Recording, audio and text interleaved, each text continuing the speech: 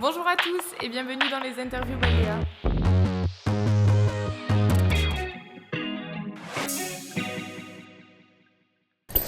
Bonjour à tous, on se retrouve aujourd'hui dans une nouvelle interview Baléa en compagnie de Fabrice Fraissinet et Fabrice Grasset pour échanger sur la transmission du cabinet Fraissinet Conseil et Assistance. Bonjour à tous les deux. Bonjour. Avant de rentrer vraiment dans le vif du sujet, est-ce que vous pouvez nous rappeler qu'est-ce qu'FCA, son histoire et les services que vous proposez ? FCA donc, est un bureau d'études. En fait, notre métier, c'est d'accompagner les collectivités locales dans des projets d'aménagement et pour toutes sortes d'investissements, et notamment tout ce qui relève de l'infrastructure. Donc, on accompagne les collectivités pour faire des aménagements de cœur de village, faire des lotissements, faire des réseaux. En fait, tout ce qui peut servir pour une collectivité en termes d'aménagement, on les accompagne de A à Z. Donc généralement, on est consulté par la collectivité qui nous propose donc de créer un projet sur un sujet donné. Donc FCA a été créé en 2006 et puis petit à petit s'est développé jusqu'à ces dernières années où actuellement nous travaillons sur 4 départements. Et nous travaillons en gros pour une centaine de collectivités. Fabrice, après toutes ces années à la tête de Fraissinet Conseil et Assistance, qu'est-ce qui vous a motivé à passer le relais ? Déjà, c'était de trouver la bonne personne, en fait. En fait, ce qui m'a motivé, c'est qu'effectivement, j'arrivais à une période de ma vie où l'entreprise fonctionnait très très bien. Mais j'avais besoin, en fait, de trouver quelqu'un qui puisse redonner un peu d'efficacité et de dynamisme à l'entreprise. Et quand on a discuté très naturellement avec Fabrice et quand Fabrice m'a dit que le challenge l'intéressait, on s'est très rapidement entendu sur beaucoup de sujets puisque souvent même pour beaucoup de sujets on n'a même pas besoin de se parler. On pense déjà à peu près, tout le temps la même chose. Voilà. Et ensuite, pourquoi ?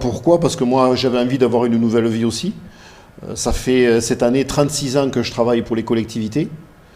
Je me suis régalé pendant 36 ans d'accompagner toutes les collectivités dans tout un tas de projets. Franchement, ça a été un régal pendant ces 36 ans, mais j'avais envie de faire autre chose.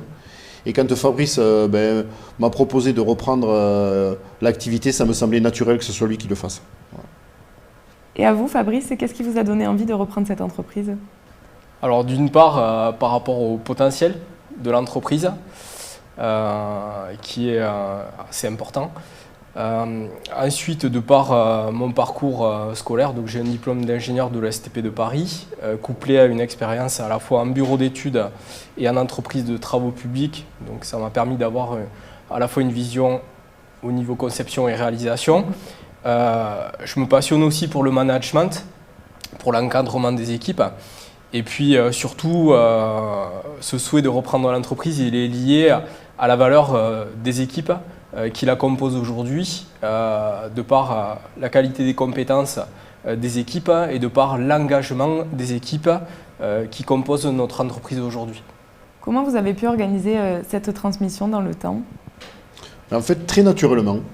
Parce que Fabrice nous a rejoints en 2020, donc quand même année un peu particulière puisqu'année de Covid. Oui.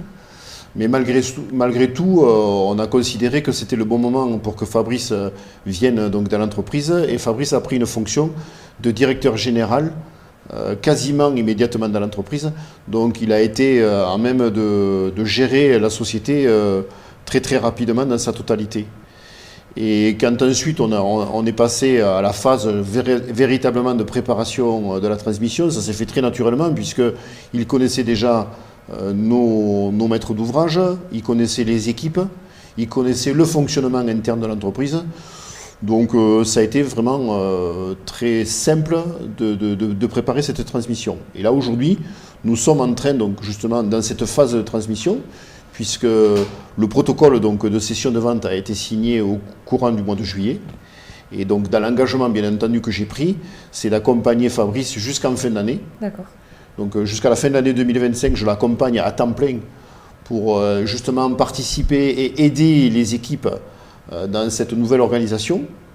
Et à partir du 31 décembre, j'aurai terminé en totalité mon activité dans l'entreprise pour me consacrer à d'autres choses. La société va désormais porter un nouveau nom, Aki Ingénierie. Pourquoi ce changement d'identité et que signifie ce nouveau nom? Alors pourquoi ce changement d'identité? D'une part pour marquer du coup le virage que prend l'entreprise aujourd'hui. Alors aujourd'hui donc on a souhaité appeler cette société donc Aki Ingénierie. Aki pour marquer notre attachement au territoire, à la proximité avec les élus avec lesquels on travaille au quotidien. Et ensuite le caractère donc lié à l'ingénierie qui nous tient à cœur puisque au quotidien il faut faire preuve de méthodologie, de rigueur, d'innovation et de technicité pour relever les enjeux environnementaux de demain. Quelles sont vos ambitions pour Aki Ingénierie? Alors, nos ambitions c'est de continuer dans la lignée de ce qu'a fait Fabrice jusqu'à présent, c'est-à-dire de continuer à être un interlocuteur, enfin notre entreprise donc une interlocutrice de confiance auprès des élus, comme je le disais tout à l'heure, pour arriver au quotidien à relever les enjeux environnementaux qui se présentent à nous et auxquels on doit faire face ensemble. Et pour finir, si vous deviez retenir un moment fort lié à cette passation, ce serait quoi?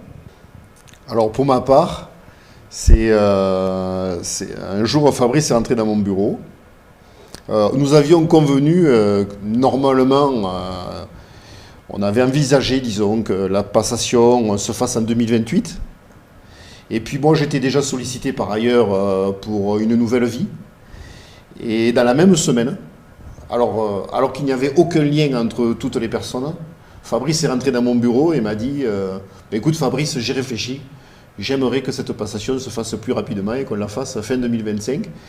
Et c'est comme ça, c'est le destin. En fait, les planètes se sont alignées par rapport à ce que moi j'envisageais de faire et par rapport à sa volonté. Sans en parler là aussi, une nouvelle fois, on est arrivés tous les deux à la même conclusion qu'il fallait qu'on s'organise à fin 2025. Voilà. Et pour vous, Fabrice? Alors pour moi, on va dire le point fort, c'est la naissance, on va dire, les premières moutures qui nous ont été remises là dernièrement pour le logo de la future entreprise, où là on touche un peu plus, on va dire, concrètement les choses.